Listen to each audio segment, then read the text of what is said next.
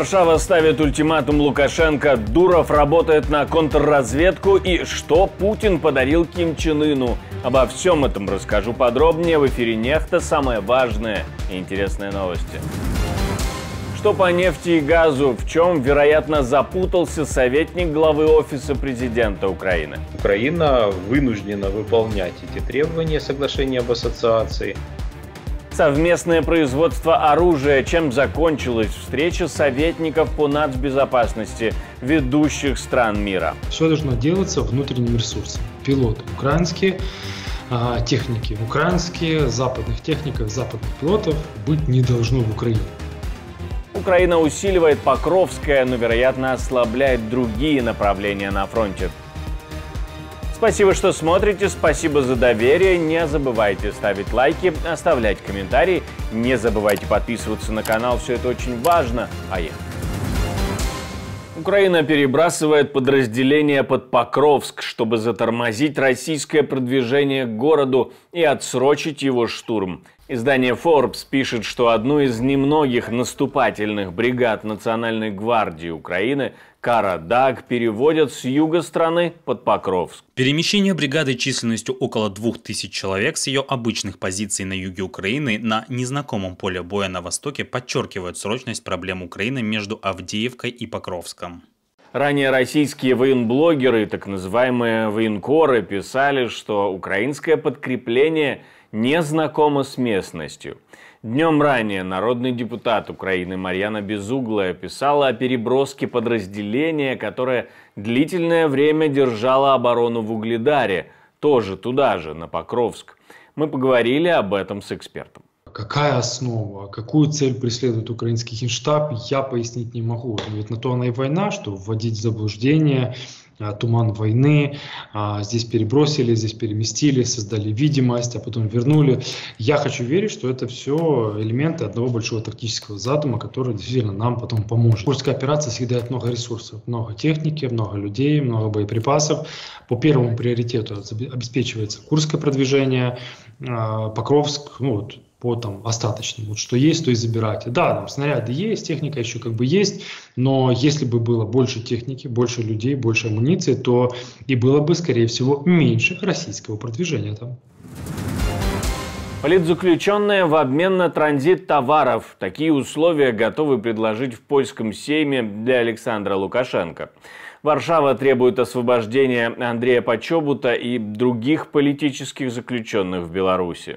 На дипломатическом уровне мы делаем все возможное, чтобы дать Лукашенко сигнал о том, что он должен освободить политзаключенных, если он хочет открыть пограничные переходы. Если он хочет иметь транзитные коридоры, ему нужно сотрудничать с нами в этом вопросе.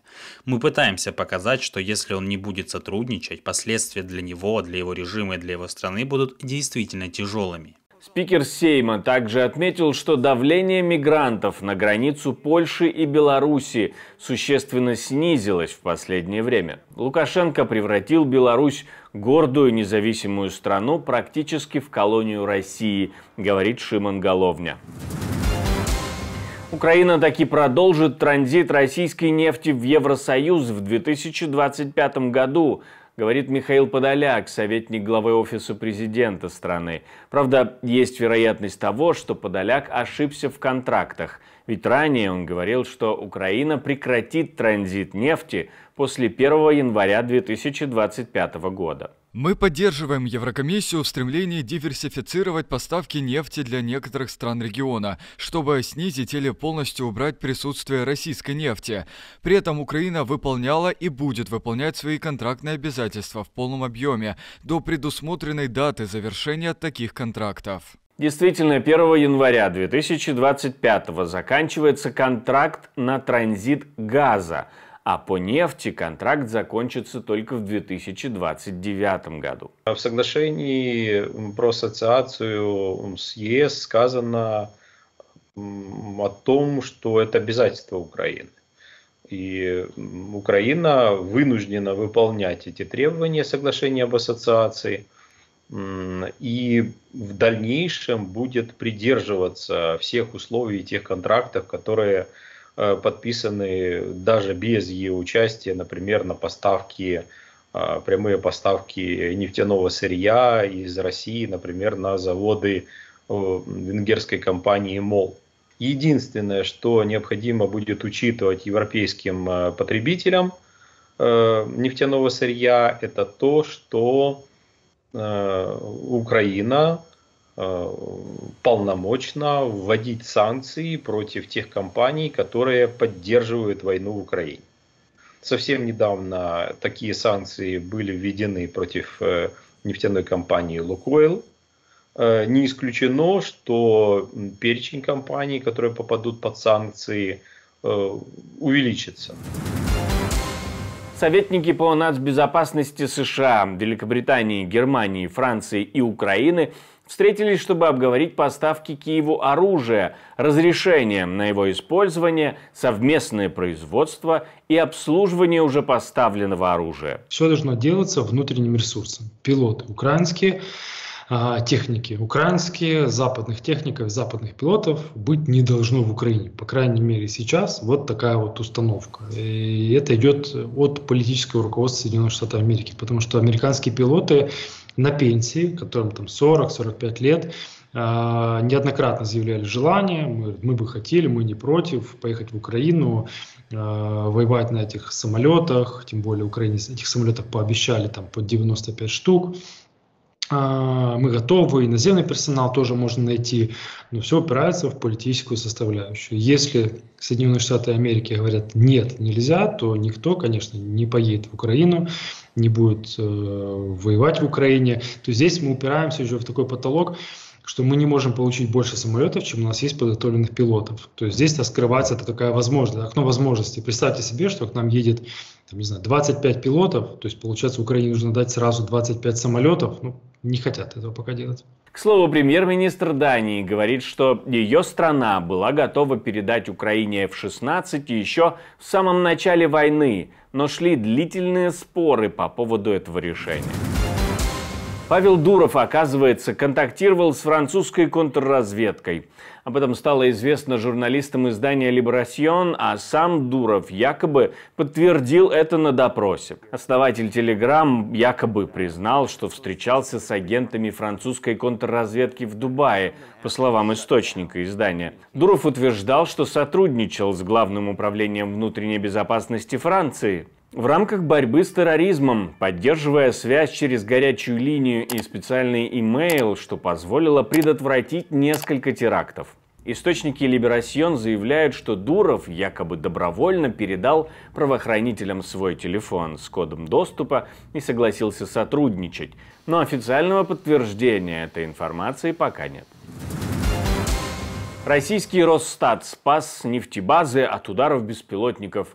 Он просто перестал публиковать информацию об объемах выпуска дизеля и мазута на заводах России, пишет московский «Комсомолец». На самом деле, по данным Reuters, после взрыва на Омском НПЗ производство, к примеру, дистоплива в РФ сократилось на 7,5%. В целом, как минимум, Омские, Рязанские, Волгоградские и Новокуйбышевские НПЗ сейчас находятся в ремонте, в основном после ударов беспилотников. Мы поговорили с экспертом о том, почему удары возобновились после того, как американская администрация якобы просила Украину не наносить удары по предприятиям нефтеперерабатывающей отрасли. Никаких официальных просьб украинской стороне по поводу предотвращения, прекращения, перенесения или вообще в отношении ударов по нефтяной и нефтеперерабатывающей, нефтетранспортной инфраструктуре не передавалось. Мы видим, что те нефтебазы Росрезерва, которые атакованы, они или выгорели полностью, или вряд ли будут способны в ближайшее время поставлять нефтепродукты вооруженным силам Российской Федерации. Опять же, атакам подвергаются и нефтебазы, расположенные в непосредственной близости от зоны боевых действий.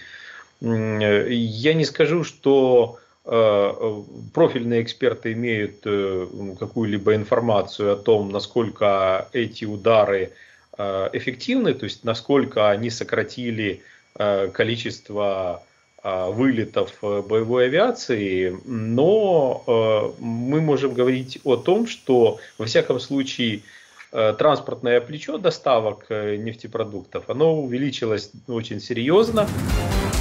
Путин подарил Ким Чен Ыну лошадей. В КНДР по железной дороге отправили 24 орловских рысака, 19 жеребцов и 5 кобыл. Это не первый раз, когда российский диктатор радует своего северокорейского коллегу подобными подарками. В 2022 он уже отправлял в Северную Корею 30 лошадей той же породы. 8-минутные овации растрогали Анджелину Джоли после премьеры ее биографического фильма «Мария» на Венецианском кинофестивале.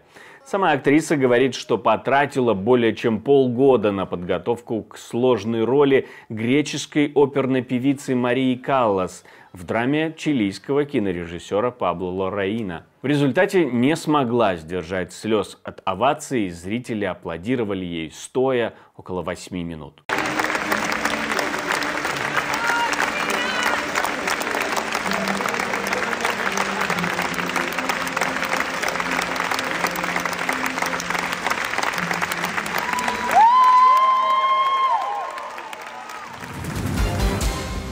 Мне остается добавить, что мы существуем только благодаря вашей поддержке, ваше спонсорство, донаты. То, что вы нажимаете кнопочку «Супер спасибо», помогает нам создавать новые видео. Мы вам за это очень благодарны. Продолжайте так делать и дальше. Если вы находитесь на территории России или Беларуси, то безопасно нас можно смотреть через VPN, а как именно, инструкция в первом комментарии к этому видео. Также не забывайте про лайки, комментарии, не забывайте подписываться на канал, это тоже очень важно. Ну, у меня на этом все, до встречи и хороших вам новостей.